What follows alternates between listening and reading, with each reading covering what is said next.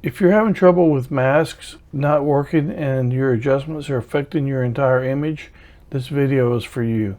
I've had the same issue, so I thought I'd throw this together. Maybe it'll help a few of you. Let's go ahead and bring up one of my images, edit. Let's go to D for develop. I'm going to go to masks.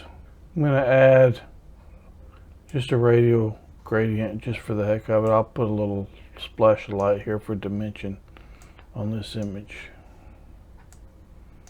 No big deal, because I'm probably going to take it off.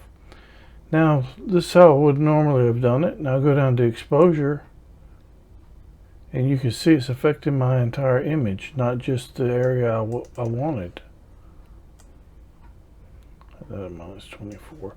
If you go up here and look, there's a little arrow. Click that down, and then you've got the local adjustments. They were kind of not very obvious to find, so I can change it and make the adjustment to that area.